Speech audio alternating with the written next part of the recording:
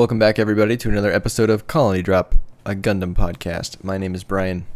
And my name is Isaac. This is your favorite Gundam podcast, where we talk about everything from Gunpla, anime series, OVAs, the Gundam music, like the openings and the exit songs, and also things like Gundam lore, and even Gundam manga. Isn't that right, Brian? That is right. We specialize in Gundam manga from the 1990s, which no one reads. They're classics. What can I tell you? I mean, you have to be specialized and a true fan to appreciate them.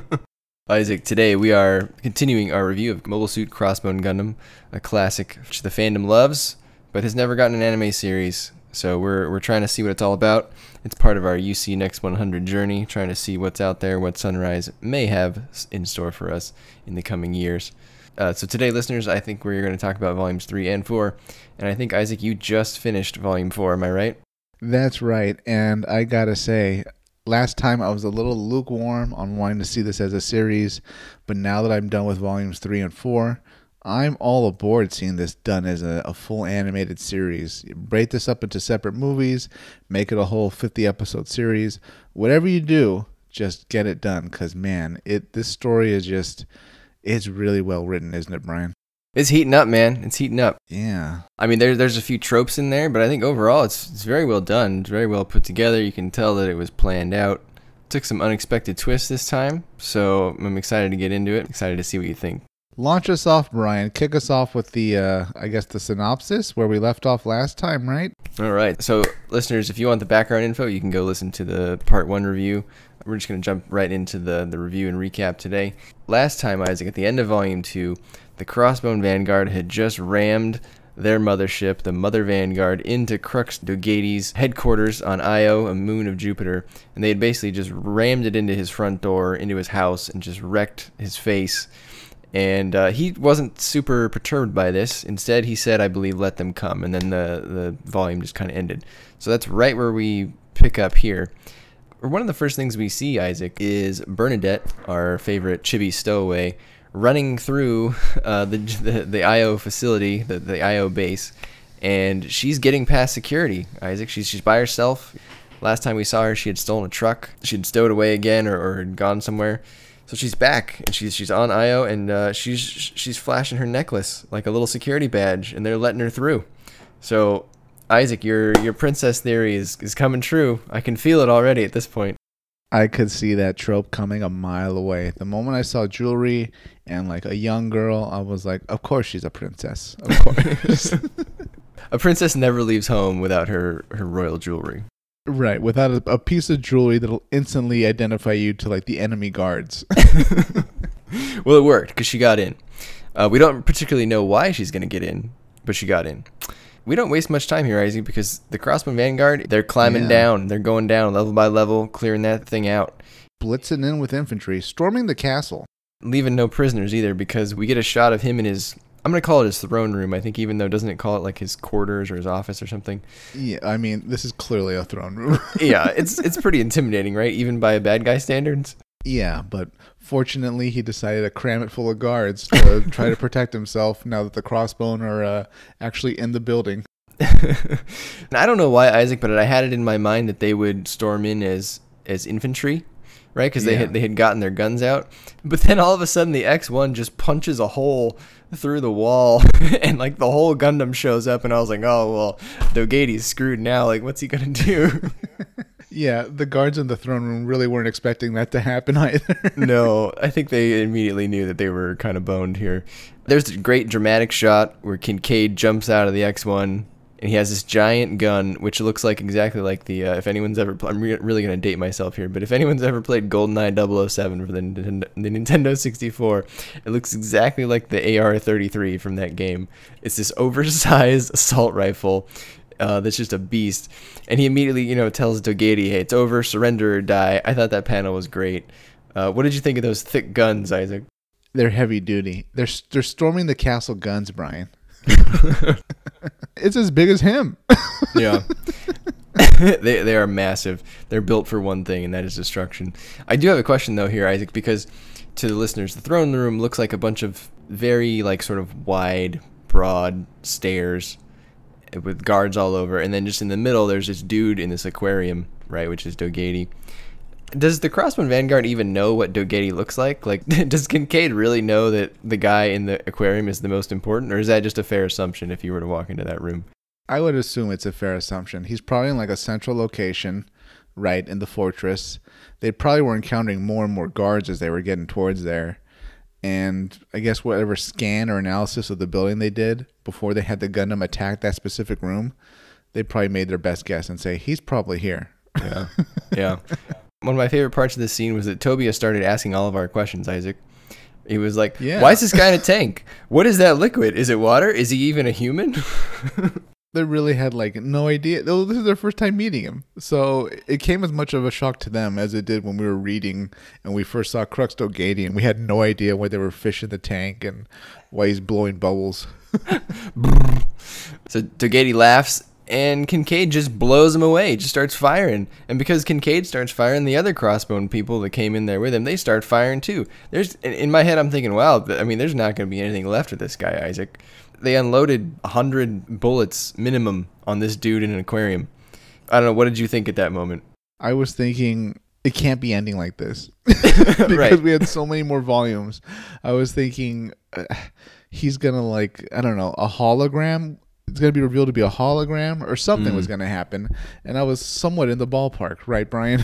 You were right, because as the smoke is clearing and Dogatie's, you know, what you would expect to be Dogatie's corpse, it turns out to be alive. And in place of a human, a flesh and blood corpse, you have this sort of android skeleton with the skin blown off, like you see in the Terminator movies, you know, when maybe Arnold takes a bad hit to the face. That's kind of like what we get here.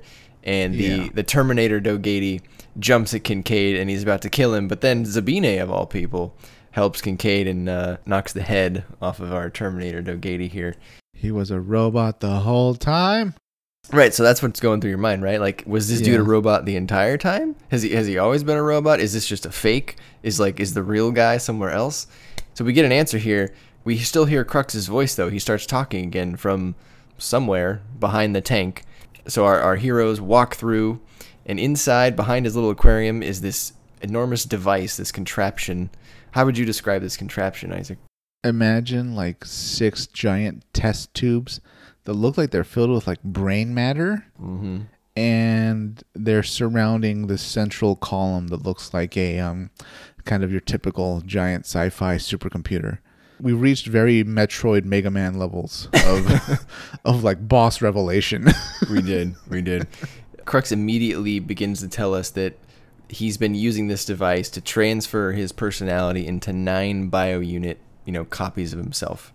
And right. I'm assuming what we just saw was a bio-unit. A mandroid. A mandroid, wow. Isaac, I got major Emperor Palpatine vibes from this. Yeah, especially now, right? Where it's like, oh, that wasn't even my real body, or I'm gonna survive a death. Right. But even before Rise of Skywalker, I mean, Emperor Palpatine had done that in the Legacy novels, right? Right, yeah. He was very good at cloning himself and then cloning himself again and again. Do you remember when those books were written? I'm thinking Crossbone here is in like the mid to late 90s. It was 94 to 97, I think, if I recall. Yeah. Is that around the same time as those Palpatine books? Yeah, I think that Dark Empire came out in the 90s. It was all the rage. Yeah. They're very well done. It's a pity they weren't done in movie form. That is a different podcast. And I got to imagine that Star Wars wasn't the only thing to do this plot, right? Where the big bad clones or splits himself. Right. Do you think that was just an storyline back then? I'm trying to think, like, do you remember the whole fanfare about Dolly the lamb, right? Dolly the sheep, the first clone animal and all that. Oh, true, yeah. I think this was all happening about the same time, right? Or that makes sense. A few years before. So, like, we had newsworthy evidence about cloning. So I guess it was only normal that would translate over and appear in fiction. That makes perfect sense, actually. Yeah. Because I was thinking as I was reading this, I was like, this is something we just saw in Rise of Skywalker, and we've seen in a few other things too. I have to remember that I'm reading it in 2021, not in 1994 or whenever this came out, 96, I don't remember. So it definitely would have felt probably a little fresher had you read it back when it came out. But the one thing I noticed, Isaac, maybe this is a question to the listeners if Isaac doesn't know, but so Crux Dogatie, his first name is Crux. He just split himself into 9, 10 copies. There's a thing in Harry Potter called Horcruxes that Voldemort uses.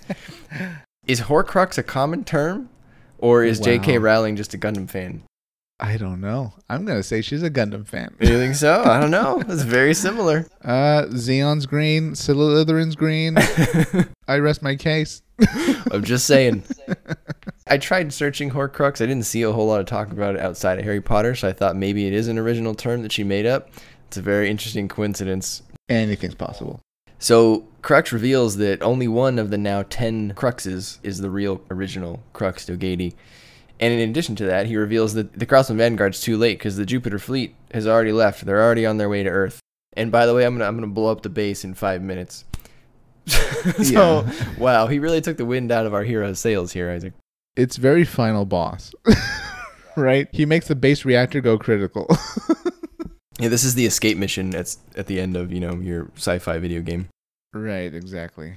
Was there only a timer because he actually hadn't quite escaped yet? Like, why not just blow up the base right away? I think one of the characters, an officer, maybe it's Seabook, or, Kincade. One of them mentions the only way to blow up a base this size, they'd have to just make their reactor go critical. Yeah. So I would assume there's a certain time period where the reactor needs to actually, build up energy or cause itself problems before it can actually detonate. Okay, that's fair. I can get on board with that. They're heating up the oven, Brian. They're preheating the oven, all right? You can't just make it go to 350. You have to wait a little bit, and then it's 350. I mean, Berah would know that, being a baker and all. So, Crux pulls kind of the ultimate card here. I mean, he's blowing up the base. He doesn't care about the thousands of his own troops that are stationed here. Kincade immediately starts trying to find a way to deactivate this self-destruct. He asks like a random admiral in the room, like, how do I shut it down? Like, as if this dude would know. He half helped. I mean, he's got a foot in the grave. So yeah, he foreshadowingly says there'd be a code and it would have to be someone close to Dogatie. And now that Dogatie's wife is dead, which I think was new information, yeah, no one would know the code. And so Kincade's like, damn it. So he takes off. His thought, Isaac, is, well, I'm going to intercept the reactor. But he gets stopped by some Vagons along the way, the old Rolly guys from Volume 2. He's arguing with these Vagons, and they say a very cool line here. Isaac, did you catch this? They say, the thunder of justice for all those who defy Jupiter. And I thought, wow, that is a superb motto. That's a great line, yeah. They need to, I don't know, put that on their merchandise. Maybe they'll squeeze that into like the intro song or something. I don't know. Well, it could. Yeah, it could be good. And then we get your moment, Isaac. We get the princess moment, right?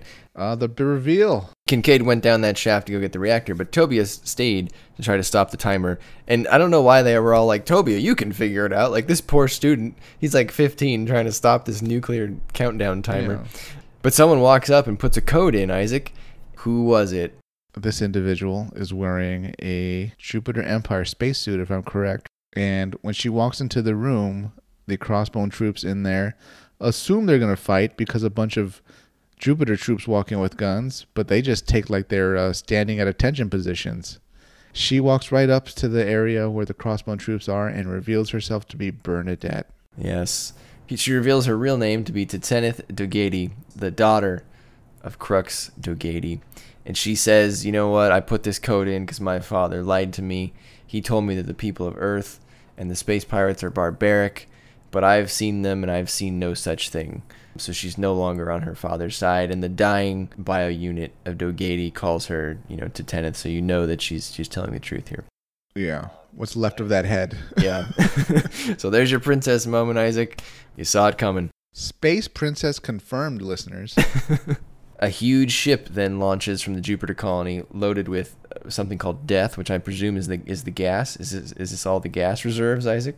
Well, it's not going to Earth to make peace and hound out teddy bears. So, yeah, I would assume the gas is still on there, unless Karis found some other way to transport it. Who knows? This kind of leaves the Crossbone Vanguard in a bit of a bad spot, right? Their ship is busted. The Jupiter Empire is already left without them.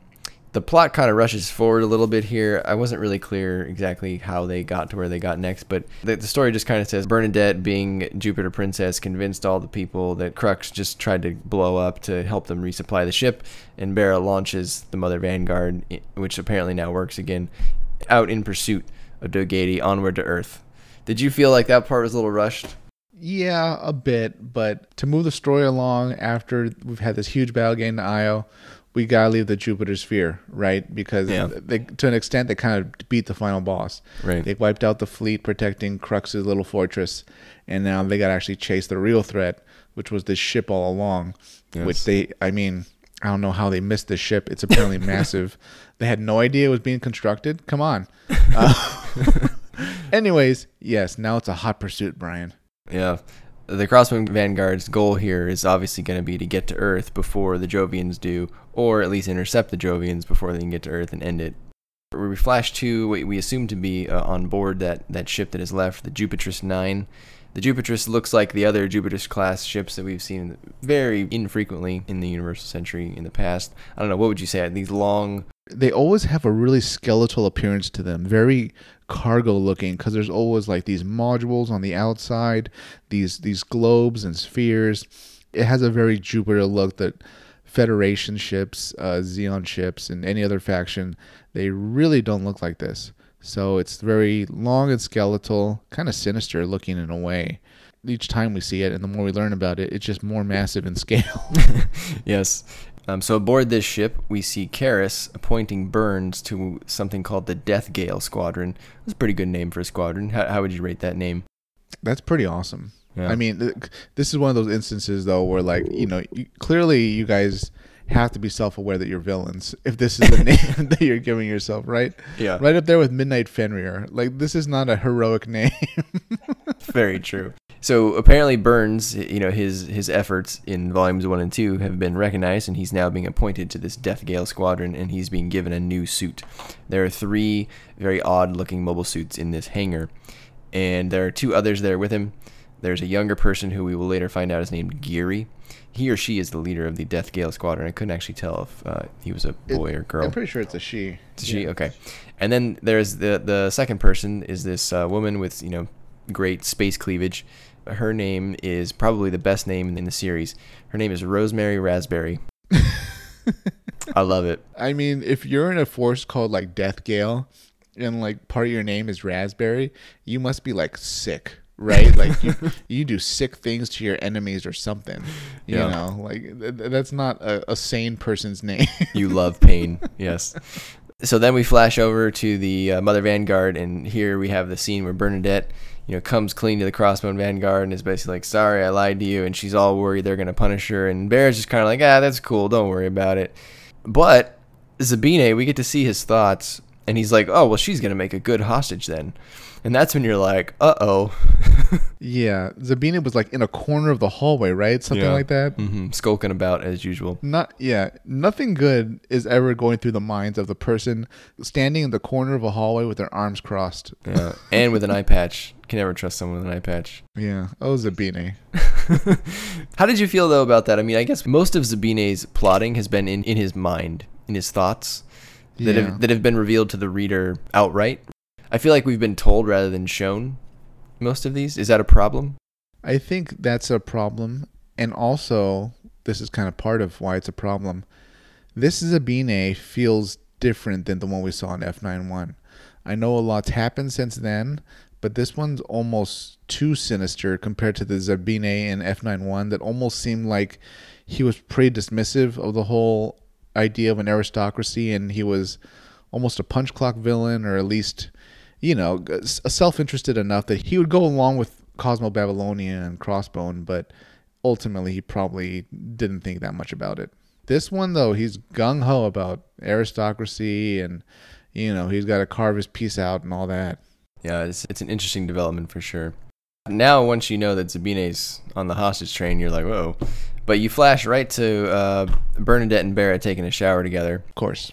We've got to have one gratuitous scene every volume, apparently, where, Is it me, or is this also like a massive shower? Like, this is a shower you could put like 8 adults standing. Hey, you know those aristocrats? They do weird things in showers, Yeah. man. Need a lot of space. She got the captain's shower. Yeah. They essentially bond over being princesses, but they do end up putting Bernadette under lock and key. Tobia comes to see her, though, through this little window and confesses that he made this big plan for them to escape together if the Crossbone Vanguard punished her by putting bombs all over the ship. And now he's bummed because he has to take them all down, and it's going to take a while. Which, this is played off as a joke, but it's actually going to come back like pretty seriously later on, Isaac. Yeah, I suppose so. Also, is it me, Brian, or does every starship, whether we're in Star Wars or Star Trek, they always have like these ventilation systems or maintenance tunnels that are like small enough to crawl through? You know what? F91 outright stole the Imperial March. Yeah, you got me there. Yeah. I gotta think that they're just thinking, look, Star Wars is a successful franchise. Let's steal what we can, and ventilation shafts are everywhere. If you're a veteran in the military and it's okay, like you won't ruin your clearance or anything like that, comment below if like in submarines and aircraft carriers and stuff, there's actually are maintenance tunnels that you have to crawl through to like access a computer's like wiring or something like that. I don't think these exist. You know, wouldn't you want something where you stand to maintenance? Like, I mean, space is probably at a premium, so maybe... You got me there. Okay. Yeah. But then we get a shot outside the ship, Isaac, where the crew is still trying to fix the sail. They also reveal that, hey, we are 10 days behind the Jupiter Empire when Crux Dogatie left. And the only way they can catch them is if they fix this sail to enable the Minovsky drive, which apparently allows them to travel very quickly. Fortunately, though, a lot of the survivors of the base, I guess, when it became clear that they were going to be sacrificed, they kind of agree to help repair the ship too. Yeah. So we get some early cooperation between Jupiter and Crossbone survivors. It wouldn't take much to convert me if my leader just tried to blow me up and then left. Especially since Crossbone gave them like medical supplies, right? So as soon as you're patched up to thank them, you're going to help repair their ship. Yeah, true. So Kincade, he's one of the people out there trying to help on the ship, and he actually starts worrying that, hey, even if we catch the Jupiters, we might actually lose that battle. But that's not actually what he's worried about. He's actually worried about like discontent on the ship. And his worry comes true very quickly because we flash over to our mechanic friend, who I think his name is Uman. Yeah. Chief Mechanic, that's a new type and apparently knows all about it. And he's been tasked with watching Zabine to make sure that he's not up to something. But Zabine clearly knows that he's being watched, and he like knocks this dude out. Well, no, Zabine was smart because he continued walking, and then he just had like one of his little goons knock the guy out. You're right. With like the 1 2x4 that's on the ship. Yeah, so poor Uman goes down, and Zabine just starts leading a mutiny right away. That was the start of the mutiny. Yeah. Like, rapidly, him and his forces have taken Bernadette, and he has also taken over the bridge. And Isaac, he's got a lot of people helping him. So I guess from that, we are supposed to assume that at least a significant portion of the current Crossbone Vanguard employee base is composed of some of his own aristocratic forces that he brought with him when he joined with Berah. Yeah. Either these are new people that got converted over to his ideas or his sway because there's going to be something in it for them. Or, yeah, they were OG from Cosmo Babylonia, and they won the Civil War there, came on the ship, and they have a general loyalty to Zabine. And then he spouts off his bad guy idea, right? So what is that idea, and how do you rate his bad guy idea, you know, in your bad guy mind? It's a pretty bad idea.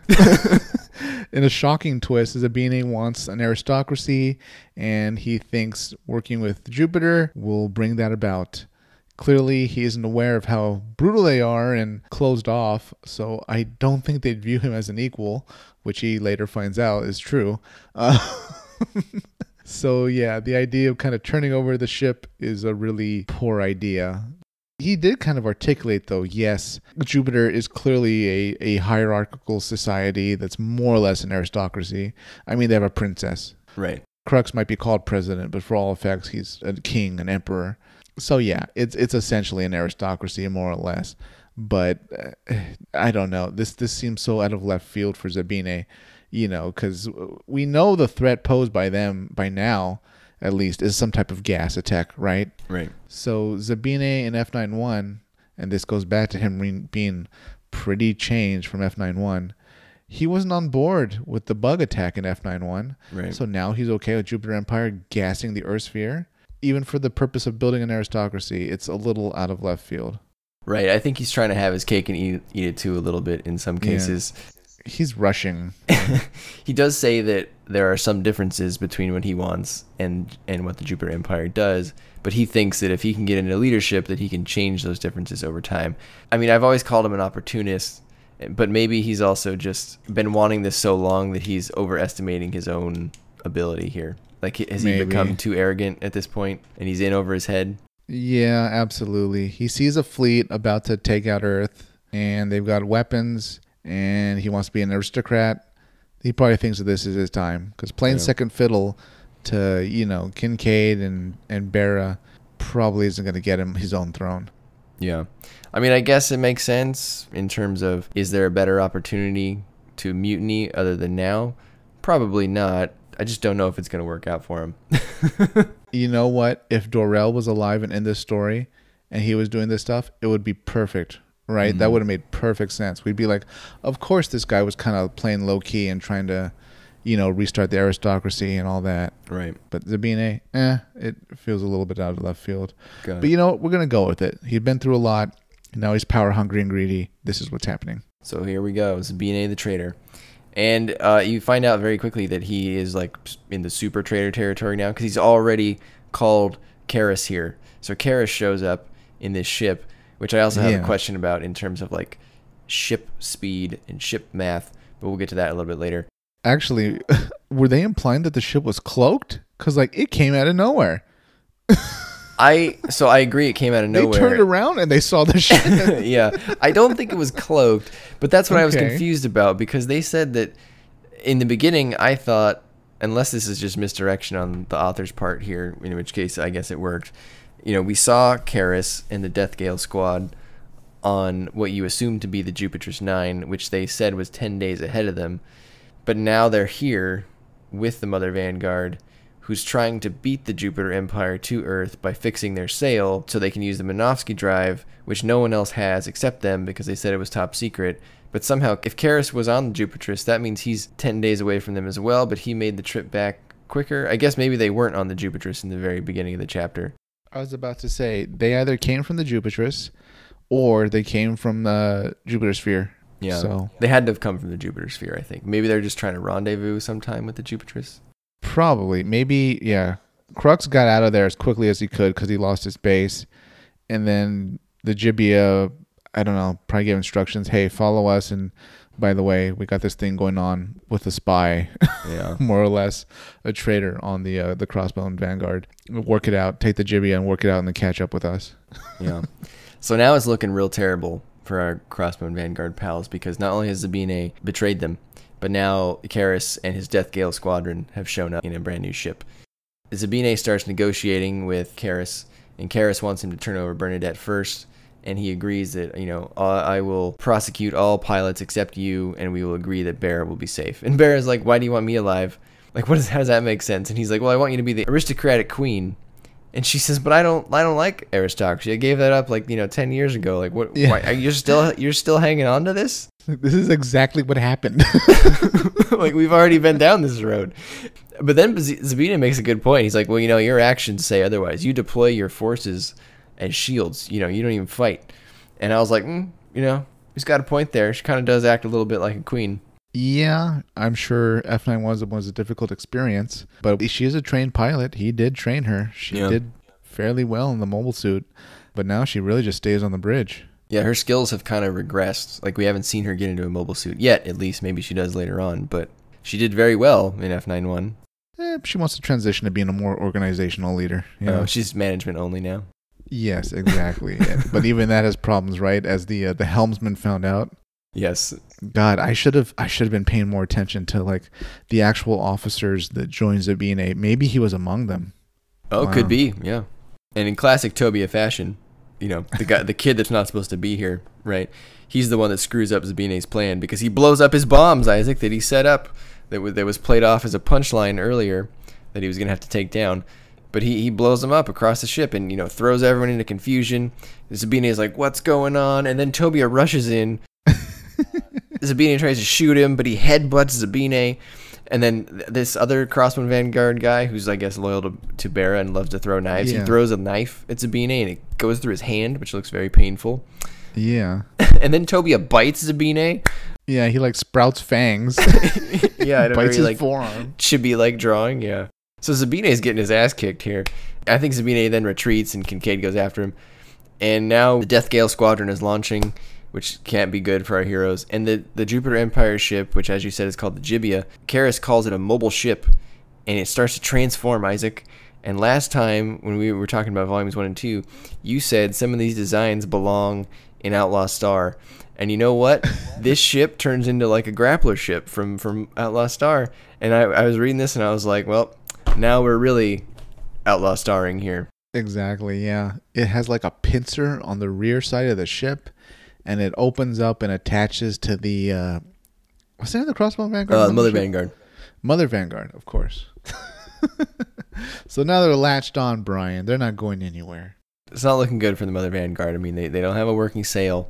They've only got really one Gundam left because Zabine's leaving. And they've got 3 of these Death Gale Squadron suits launching. And they just got tackled by this ship.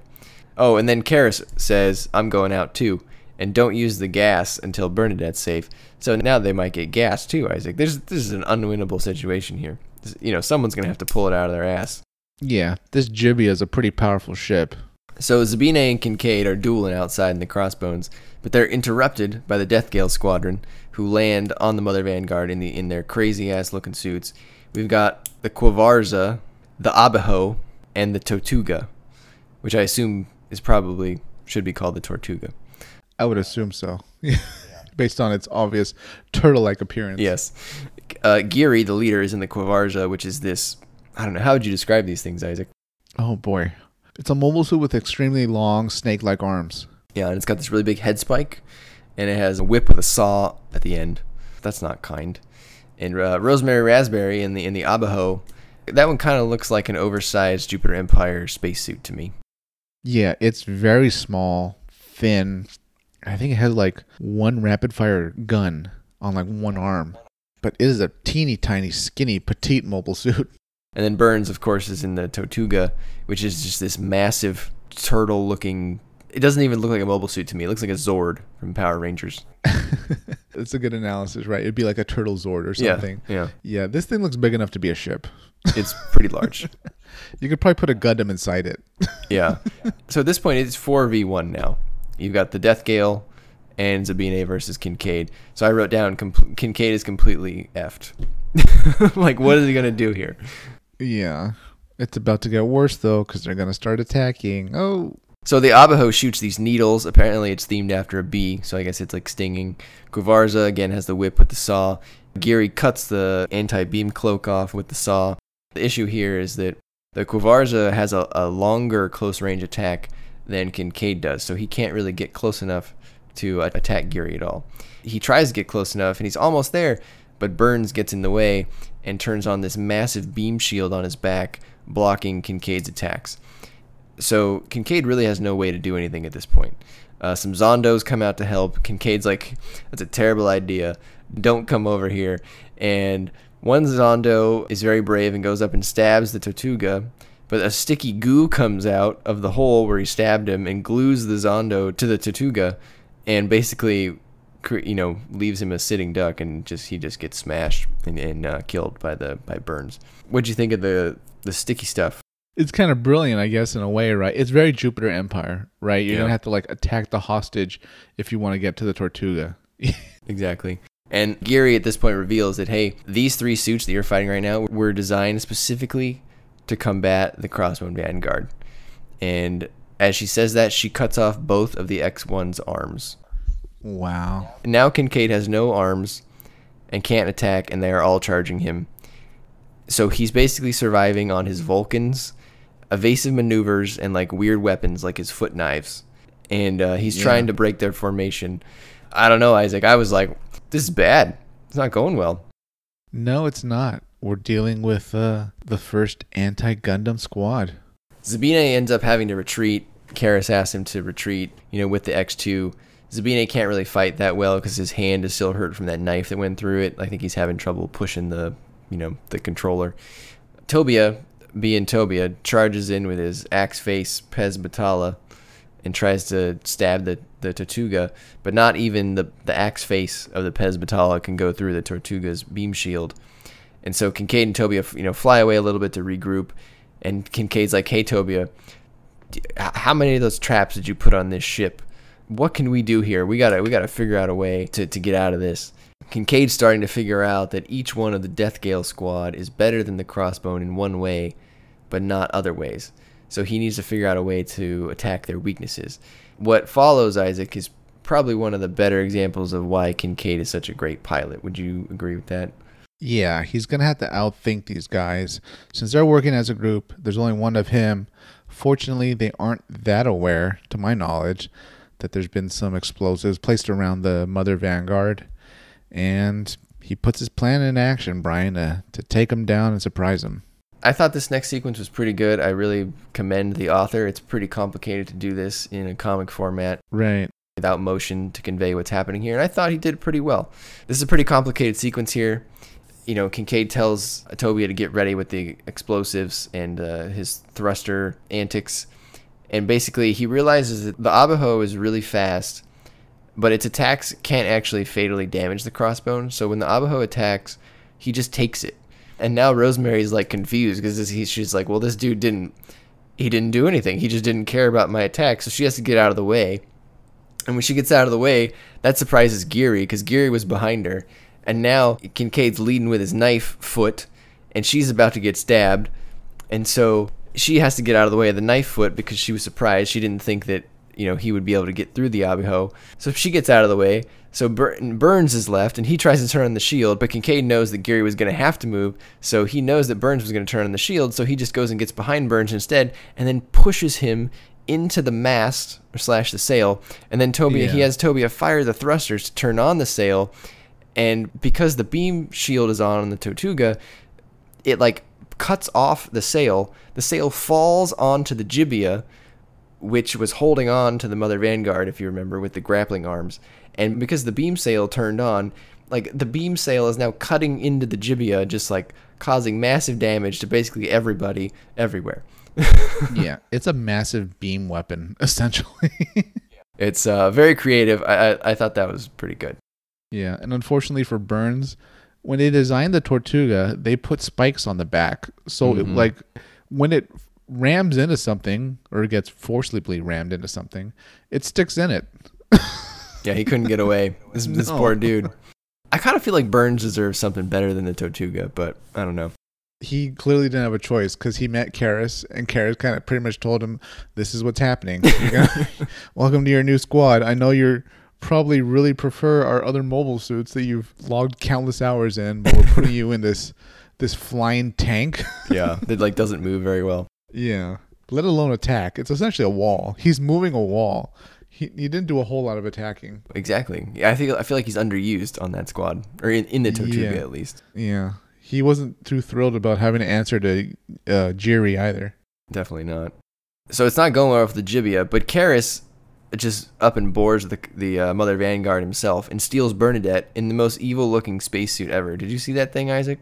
Yeah. He made a custom black suit. Yeah. I was scared, and I'm just reading the thing. Is there anything this guy can't do, Isaac? No, his degree is in evil adaptability because he is a professor. Yeah, he's like the John Wick of the Jupiter Empire. Yeah. And let me just say, back to your comment about the normal suits of the Jupiter Empire. My God, they're even the white ones are sinister design. It's those helmets, man. They're very, I don't know, alien looking. Yeah, exactly. Yes, a very angular kind of curved alien looking helmet, and the proportions aren't very human looking. Like the normal suits we normally see throughout the UC, they're very much, actually even other timelines, you can draw a parallel to what astronauts, cosmonauts, and taikonauts use now. But man, this is streamlined evil. They remind me of do you know that Aquaman villain Black Manta? Yeah, they kind of look like that.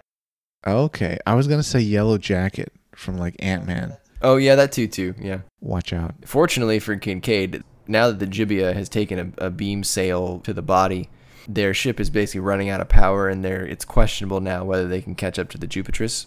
The Death Gale squadron is ordered back to the Jibia, so they have to retreat, and Kincade is left alive. Tobia, he sees that Karis is stealing Bernadette, so he goes after him. He grabs Karis, thinking that he's won, and Karis just blows off the fingers of the Pesbatala with some grenades. And then he throws another grenade at the cockpit. Kincade thinks Toby's dead. Tobia opens the cockpit door, and he gets shot by Karis, Isaac, like through the heart, basically. Were you shocked to see Tobia get shot? Pretty much. I mean, I thought they were going to do the classic, you know, hero gets shot in the shoulder, hero gets shot in the arm, but this goes straight into his chest. Yeah, it's not nice. So Karis said something interesting here. So we've been seeing a lot of Karis now in this like chapter. Right after he shoots Toby, he says, "Your professor is not the enemy," and then like maybe he shoots him. I noticed here that Karis has the same nose as Dogatie. Do you think there's a connection there? Like, is Karis going to be some sort of bio unit or early, like, is he a brother of Dogatie or something? That's interesting. Do you think he's the real Dogatie? Oh, I've thought about that too. I'm not sure. I think it's possible. But it was such a close shot, I realized that he has the same nose. And it's a very distinct nose. Okay. For the rest of the series, Brian, we got to put our money on one or the other. What is it? Same character or? I don't know. I think he's definitely connected, but I'm not sure.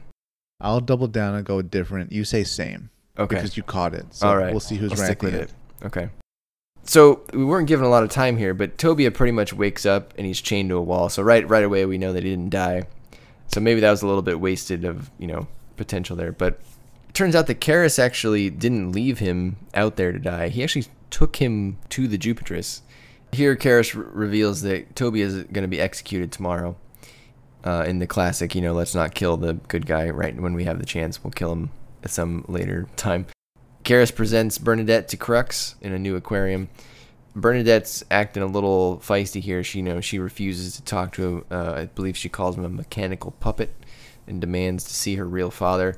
But then in a weird scene, very creepy, 4 more Cruxes come out and they all say they are the real thing. And how would you even know to pick the real one?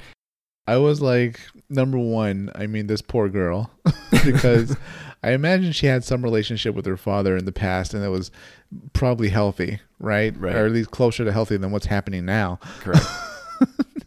But it also seems so weird that he would have all of them in the same spot. I thought that was very much a shortcoming, like a potential problem for him. If each of these little clones are essentially 3 seconds away from being lowered into view, all in the same room. Yeah, I wonder if they're all in that room. I suppose they all have to be on the Jupitrus at least. Yeah, he booked it. Or I guess if he was smart, he would have left one back on Jupiter. I don't know. I think it's implied by now that they're all with the ship. Yeah, well, I agree. We're in the end game, yeah. She asks him to stop the invasion of Earth, like that's going to happen at this point. He then tells her, "Do you really think that's actually what I'm doing?" He says, "I don't even really want to invade Earth. We don't need their air, their water. None of our air and water comes from Earth now. So to control," I think he says, "to control mankind, the Earth isn't necessary." So to me, it sounds like he's just going there to kill everyone on it, Isaac. I don't even think he wants Earth anymore. Yeah, I'm still confused at his overall goals. We have so many questions, Brian. Why is he underwater? Like, why is he saying he doesn't need Earth, but they're sending poison Earth? If everything's fine on Jupiter, why even worry about Earth or be involved in all this if you're fine without it? And then more to the point, Burns is clearly operating under the idea that they're going to Earth because of how good Earth has it. Oh, absolutely. Yeah. He's said that multiple times. I assume other officers and members of the military and the society are all buying that same propaganda. So what is the whole point of this massive ship going to Earth? Yeah, that's a good point. I don't know. Maybe I need to reread that section, but I think I agree with you. No, I think you picked everything up. It's just we haven't been revealed Crux's whole vision and plot. I feel like Crux's vision coming true doesn't really benefit anyone. No, it might not even benefit him. Yeah, I guess I'm not sure why he's doing it then, but I guess we'll find out when they get there. We reach levels of insanity not yet seen in Gundam villains. True. Maybe Rao. Rao was pretty out there by the end of it. Well, he went a little nuts, but Crux is a lot of nuts. We flash to Zabine getting whipped by Giri or Jiri. So clearly Zabine's plan of like them letting him into leadership, it's not really working out. If you knew what we did about the Jupiter Empire, this would be very expected. Yeah. So he's sticking to his guns, though. He keeps saying about he wants to start an aristocracy. He generally wants to work with the Jupiter Empire and all that. But I think Gary says, well, you know, we have to keep beating him because, like, we couldn't trust him otherwise. Even if he is telling the truth, we have to be convinced. Rosemary tells Burns here that Gary received some new type training. So are we to assume that Gary is a cyber new type? Probably, or if they're not doing the whole cyber thing in the Jupiter Empire, she's at least been given like what that Crossbone mechanic said, where you're either put in a situation or some type of event happens where you get new typed. I mean, she's kind of out there, so cyber would kind of fit. She's a little wacky like Unigus. Yeah. I mean, Gune was like pretty sane compared to some of the cyber new types too, so. I guess so, but I don't know. He's bit off a lot more than he could chew. Poor Gune. Turns out Toby has to fight in this Coliseum, Isaac, which they've built this whole Coliseum thing into the Jupitress, which is pretty amazing. Also seems like a weird use of resources. But it's a weird scene here, right? Karis actually wants him to win so that he can become his student again. It's a little strange. Yeah, Karis, I guess he thinks if he wins, he'll be able to convert him over to the Jupiter Empire side. But I don't know if Karis knew who he would be fighting in the Coliseum, or what he would be fighting, I should say, because clearly everybody, including Dogatie, because Dogatie's there, should have assumed this would go one way very quickly. Yeah, his opponent rises from the floor, and it's the X2. It's not like a person. It's going to be Tobia himself versus a mobile suit. Not any mobile suit, a Gundam. And at that point, I was like, oh, this is bad. It's worse than bad. It's piloted by Gary, one of the Death Gale squadron members, or the leader of the Death Gale squad. Oh, I think it's piloted by Rosemary. Oh, Rosemary, sorry. Well, Rosemary Raspberry. Oh, yeah. She's going to squeeze him like a raspberry. Oh, before this in the Coliseum, back at the torture scene with Zabine, Burns is in the room, and he is clearly not on Team Torture. Oh, that's right. This is great character development for Burns, showing that he's maybe the most so far the only human member of the Jupiter Empire. Like, he generally isn't down with torture or needless slaughter or anything like that. So I'm really hoping that this shows that we're inching towards Burns becoming one of the good guys and fully joining our good team. Yeah, I mean, I think he's just not really in love with his team. I don't think he's really going to like Zabine. And I think once he realizes that Dogatie just wants to kill everyone on Earth, I don't see a lot of reason for him to stick around. Yeah, he's kind of, I don't know, doing it for his son's memory at this point. Right. Brian, what did you think of our first human versus Gundam Coliseum battle in, I think, any Gundam lore or any Gundam content? Well, I think Tobia really got it done. He beat all the odds. If you were betting on Tobia, you became a billionaire. Yeah. If you questioned him being a new type before, oh man, only a new type could pull off this impressive victory against a Gundam being just on foot. Rosemary pins him like under the hand, which is pretty par for the course. I mean, what are you going to do, right? And Tobia ends up shooting between the fingers of the X2 to trigger a decoy balloon, which we haven't even seen in this show up until now. And then he rides on the balloon and jumps onto the X2's head and blows up the balloon so that it covers the head in the camera. So Rosemary, because she can't see, she then opens the cockpit like an idiot, and Tobia ambushes her and steals the X2 from her. Before she opens the cockpit, though, Karis stands up in the audience and says, "You idiot, don't open the cockpit." Again, we should always listen to Karis. If people have learned nothing in this series. Yeah. I mean, I assume the Jupiter Empire thought this would be a very quick and easy execution, right? Because they had like nobody communicating with Raspberry. Yeah. But this is another similarity with Star Wars. Now you've got the Coliseum scene where small guy fights big guy and small guy wins. Yeah, it was very much fight the Rancor in Return of the Jedi, except the Rancor was horribly embarrassed and then hijacked. So now with the X2 in his possession, Tobia grabs Bernadette, and then he sends the X2 like out of the Jupiter's 9, The Jupiter Empire crew like scrambles to go catch it, but they get all nervous because there's not enough time. Why were they like upset about it or something? Do you remember He this? took the princess, right? Oh, yeah, because they thought the princess. Okay, that makes sense. Yeah, the princess he picked up the princess and put her in the cockpit. Crux, he took his little tube down and escaped. Yeah. I don't know what Karras did. Karras probably booked it since there's not a lot he could do in the Coliseum. So yeah, everyone's scrambling. They technically can't shoot at the Gundam because the princess is inside. They sent after their ugly little Ogu ball versions, the Jupiter versions of those, but they still didn't even open fire. So I mean, I don't know. I'm trying to think of what the equivalent is. They're limited on what they can do to stop this mobile suit in their main ship. That's right.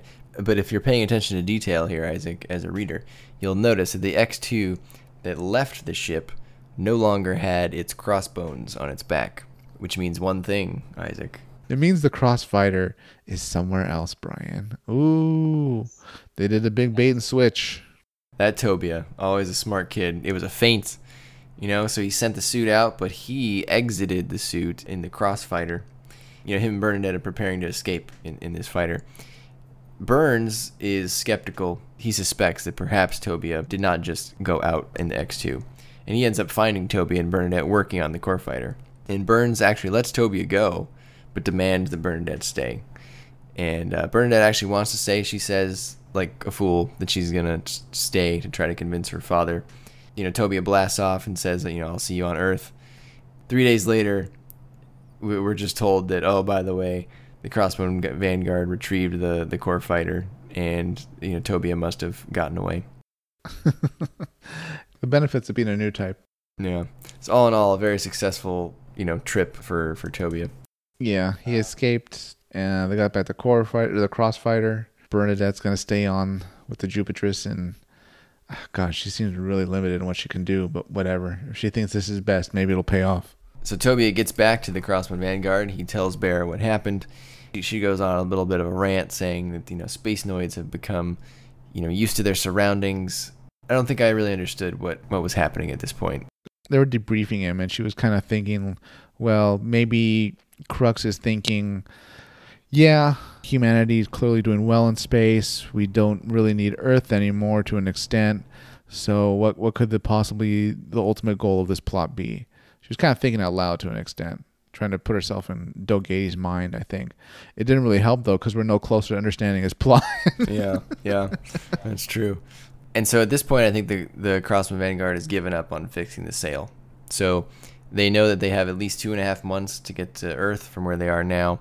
So the Jupiter Empire is with certainty going to beat them there, which is bad, right? It doesn't give them an opportunity to talk first. So this dude's going to show up to Earth, representing the Jupiter Empire, and basically screw it all up for them before they get there.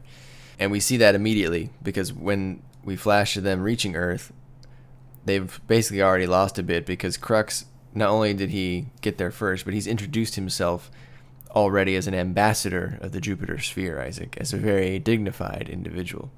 Yes, he's got this big smile on. He's shaking hands, kissing babies, doing his little photo op. They probably put him on like Time magazine or something, right? Oh, yeah. He's playing the political game here. He's all smiles in front of the camera. Berah gets a call. Who's the call from, Isaac? Just a family member. The call is from another member of the Rona family. It's a character we haven't seen before.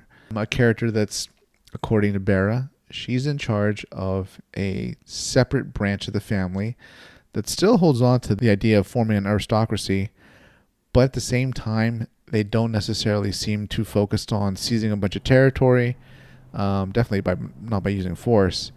And the way this character presents herself, what her name is, Sherry, right? Yeah, Sheridan. I guess Berah calls her Sherry, which is pretty funny. Nickname Sherry. Her subordinates address her as Princess Sherry. She's definitely going for the civilian vibe because she wears a very formal dress. She's not in a military uniform like Berah used to wear in F91. She's very much presenting herself as a civilian aristocrat with crossbone troops loyal to her. And she has an identical ship to the Mother Vanguard, Brian. She does. The Eos Nix. Is that how you would say that? The Eos? Yeah, I'm not sure what that translates to in Latin or Greek, though. I something night. I don't know. Yeah. Eternal night. Who knows? Probably. Yeah, the EOS Nix. We'll go with that. But apparently it's unarmed because it's being used as a messenger ship for the Butch Concern, Isaac. This is the first shout out to the Butch Concern that we've gotten. Which, for our listeners, the Urona family that we first learned about in F91, that's not their original name. Their original name was Butch. And the Butch Concern was a corporation they owned. They focused on specialized in salvage operations. That's how they made their money. And they eventually purchased the aristocratic name Rona and used that as their claim to be aristocrats and kick off everything in F91. The Butch Concern used their private training academy and mobile suit forces to form the Crossbone Vanguard in F91. And then Tobia has a conversation with the mechanic guy about how aristocracy makes no sense because the elite provide no evidence about why they are elite. And I thought that was a great point of view from a young outsider who has nothing to lose in this situation. He did make some good points, but I think the mechanic kind of shut him down a bit too, right? And so did Berah.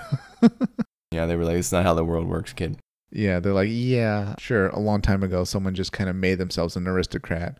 But on this ship, at least, be wiser about expressing your thoughts, because someone on this ship that's loyal to the old ideals of Cosmo Babylonia, or at least remembers fighting during F91, might not take too kindly to those words. It's becoming clear that Sherry has a thing for Tobia. She senses his new type potential. She wants to collect Tobia. It sounds like she's a collector of talented people, as she says. And she wants Berah to stop fighting and negotiate. But Berah obviously doesn't want to do that. The problem here is that Sherry told Berah that she had supplies for her. So that was the premise under which they met. However, now Sherry is saying, look, I'm not going to give you these supplies, which, by the way, includes a third Crossbone Gundam, the X3, unless you stop fighting and negotiate. Wow. Because she basically believes that if you keep fighting, even if you defeat the Jupiter Empire, another force will show up one day, not so long after. The real key to peace is, a future led by new types. And so I need people like Tobia to lead the future without fighting. God, Sherry is such an interesting character and such an interesting antagonist, right? She had like this princess kind of angelic looking appearance, but this whole time she's talking to Berah, she's kind of keeping her eyes closed and staying very poised and arrogant. She's a very cerebral villain to face off against. And it's interesting that you chose the word villain, because she's going to do the exact same thing that Zabine just did to them. And who does she call, Isaac? She calls the federal forces a huge fleet. And, yeah, they don't just show up with one ship. They've got a whole bunch. And they've brought multiple Gundam F91s with them. Yeah, and also balls for whatever reason. It's got a lot of those laying around. I don't know. They brought the C team. They were like, well, what do we have in reserve in the area that can back up the EOS Nix? Some fleet with balls. Sure, send them out. Berah, to her credit, realizes that this is not a winnable situation, right? I mean, they had to fight Karis' ship because he was going to attack them. They don't have to fight the Federation, right? They're severely outnumbered. The Federation's probably not going to fire on them unless they fire on the Federation.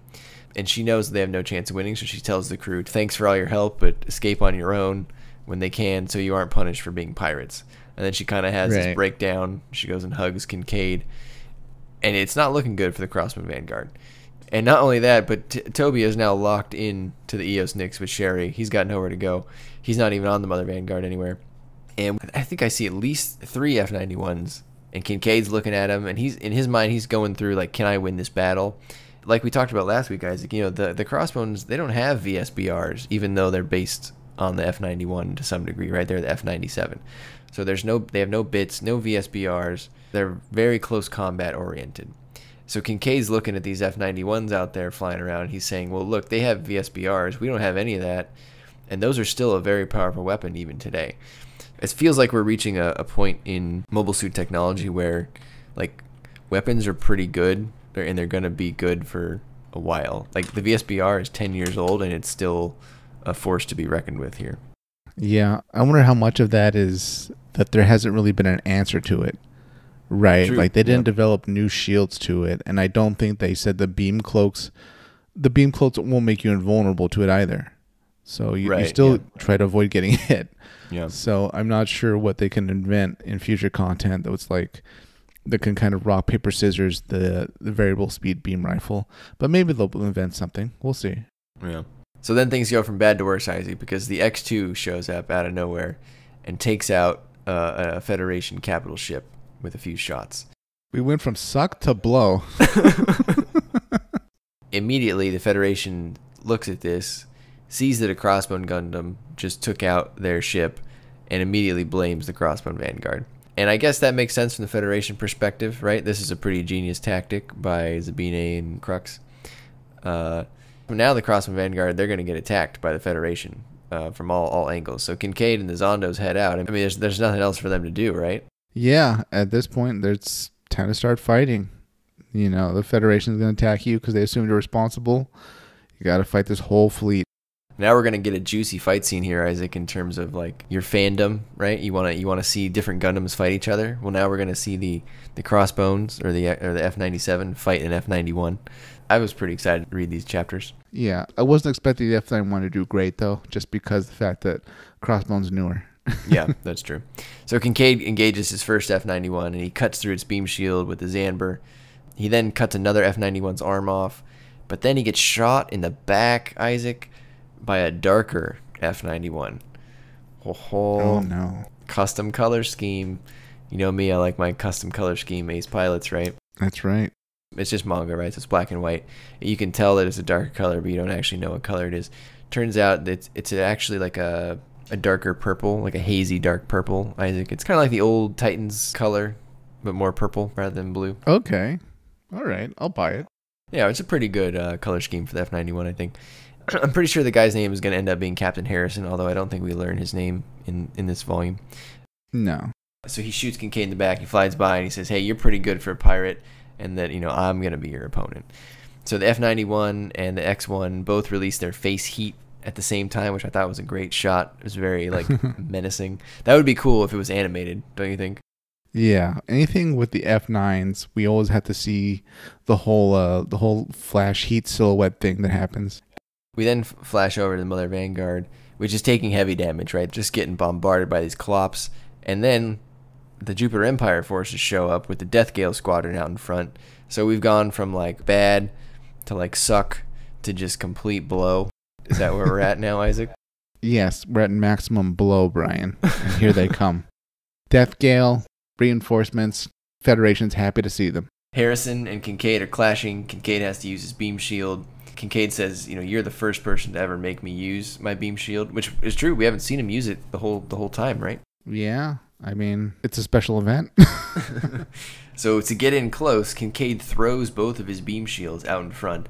Harrison shoots through them with the VSBR, but Kincade then stops the VSBR beam with his Zanber, basically a third beam shield. So it took 3 layers of beam shields to block the VSBR shot, which just totally takes Harrison by surprise. Kincade takes this opportunity to boost in. He cleaves off Harrison's arm, leg, and I think both of his VSBRs. And then Harrison, you know, says, all right, well, finish me off. But Kincade declines. He puts his Zanber away. He says, you're not my enemy, and he flies away to go help the Mother Vanguard confront the Death Gale squad.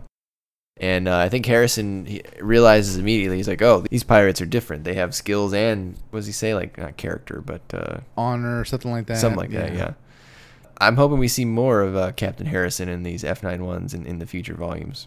I hope he plays a role in convincing the Federation, or at least turning the tide at the right moment, that clearly the Jupiter Empire is evil. Yeah, absolutely.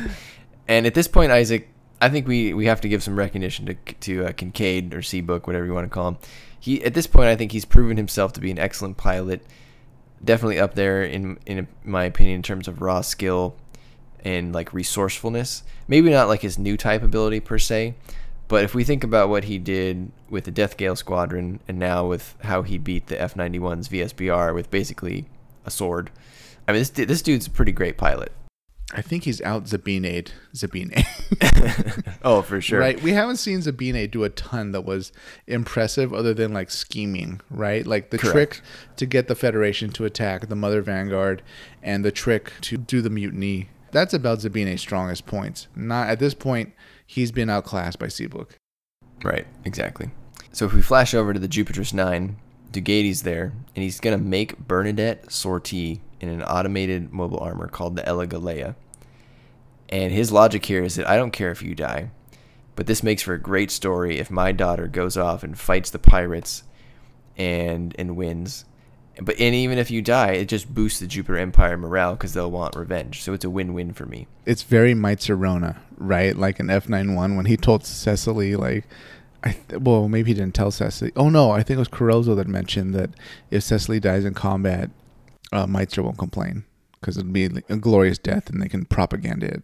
This is sick and twisted, Isaac. It's an automated mobile armor. She doesn't even have to be in it. She's not going to do anything. She's going to sit there. You know, she should have brought a book or a magazine, you know, while the battle's happening until they recall her. Oh, back on the EOS Nix, Tobia is skulking around, and he's found by Sherry, who tells him that he's a new type like her. And she knows that he won't make it back to the Mother Vanguard before it's destroyed because she's a new type. And instead, she would like him to think about the future instead of wasting his life in this battle with people that want to just solve things by fighting. Tobia doesn't like this notion of leaving others behind, and so he says something like, being human is enough. And then he punches her in the face, Isaac. This girl in her elaborate dress, as you said, just punches her right in the face. She had it coming, Brian. she was going off about new types and how there's not enough of them and how old types are kind of cursed to not communicate and keep fighting and how this just needs to happen. They need to take down the Crossbone Vanguard. And he wasn't having any of that, Brian. He said absolutely not, and he made a fist. Wham, right in the kisser. And then he does something very extreme, Isaac. He steals one of her guard's knives and cuts his own arm, and then he goes and drips his blood in her hands. He doesn't really say anything, though, when he's doing it. He just kind of walks away, and she says, it's fine, let him go. Is this his way of saying the blood of the people who die here today is on your hands because you're not going to help? Yeah, it's his way of just visually showing her, I think, that, you know, you're clearly involved and responsible for all this happening too. You know, the whole reason we're fighting is pretty much because you lied about the purpose of meeting, then you didn't tell us that the Federation was coming, and then we assumed that you told the Jupiter Empire we would be here, so now they're here fighting. So... Yeah, you screwed everyone, lady. Yeah, the blood is completely on your hands. This, I mean, as much as what she did was wrong, it was also pretty brilliant, right? Yeah, for her goal, it was brilliant. I mean, everyone's going to die because of it, but sure. At this point, Sherry's up there with Dogatie as far as, like, you know, strategy and the whole level to outthink your enemies. And so Tobia leaves, and he steals the Crossbone X3, which is now, I assume, going to be his unit for the rest of the show. And this poor dude has been piloting that crappy Pez Batal this whole time. So it's about time that he got a better unit, Isaac. Yeah, I mean, good. It's been long deserved, right? Yeah. The X3 has a different color scheme than the other two. The X1 is kind of like mainly white with black accents. The X2 is all black. The X3 is white with blue accents, so it looks more like a normal protagonist Gundam, Isaac, you know, with the blue and the red and the white. Just in time for the showdown. Yeah. It's a clearer sign of who the real protagonist is coming to be in this series. So that's kind of where we leave off in Volume 4. Tobia has escaped the EOS Nix. He's blown a hole in it with the X3. He's going to go help Kincade, presumably fight the Death Gale Squadron, and I guess pretty much everyone else in the Federation that's on the battlefield. Didn't get a huge look at the X3. I mean, it was on the last 2 pages, but I assume we're going to be seeing a lot more of that in the last 2 volumes here. I hope it has anti-Jupiter Empire weapons. They've been working on it. Yeah, that's right. The mechanics said during those 2.5 months that they would build some weapons to help against the Death Gale Squadron, but we haven't seen them yet. I guess that's because this was such an ambush. Yeah, I mean, or maybe he rushed it out. But in any case, he was talking about how, you know, weapons will start from ideas. You know, and yeah, we don't have a ton of resources on the ship to build stuff, but we got to do what we can because this is a war. We're going to see in volumes 5 and 6 exactly what it's capable of. So overall, what do you think of volumes 3 and 4, Isaac? We definitely got a lot of answers that we wanted from volumes 1 and 2. I don't think we have all the answers yet, and the action definitely ratcheted up. So what do you think overall about them, and what are you hoping for out of 5 and 6 here? Overall, I describe these as great writing, and the plot thickened. We got the introduction of another Rona. We got some great development with Zabine and the whole coup. We learned more about the Jupiter Empire. the setting has moved along and we're finally at Earth, where things are probably about to get even more heinous, and we're going to learn more about Crux Dogatie's mysterious plot. It's been a lot of really good developments, I think. I really enjoyed this turn of events, and it really made me wish I was watching a series. I think one thing about this series that's been really good is the pacing, right? So when you started this series, you expected to see Zabine, betrayal. You expected to see something massive to come of Dogatie's plot. You expected to see Tobia come into his own. And I think we've accomplished all that in a relatively short amount of time. So it's not waiting too long to make its plays to you as the reader. I think those developments have come along at a very nice pace to kind of keep you invested and paying off for reading this far. I was like super interested once I realized that we were going to move into the Earth sphere. I thought that was a good dynamic, a good story decision. Yeah, and they're keeping me guessing because I haven't read ahead to know what exactly happens. But now the whole plot is not they're actually not going to destroy the Earth sphere, or they're not going to use the gas or whatever. They're not going to conquer it for the oxygen and the resources. So what the heck are they doing? And now we got this new faction of the old Rona family. What is Sherry going to do? They just had a quick skirmish with the Federation. Is the Federation going to be hunting them now? Is Harrison going to be able to turn that around? What's happening? Anything can happen. That's what's good about this story so far. I don't know exactly what's coming up, but I know and hope that it's going to be well written and pretty interesting. Yep. So how many Haros would you give it, Isaac? Ooh, wow. 3 and 4. You know what? I kind of wish I could give like reviews at the end. Did we already give Haros for 1 and 2? We did. We each gave it a 4 out of 5 or 8 out of 10.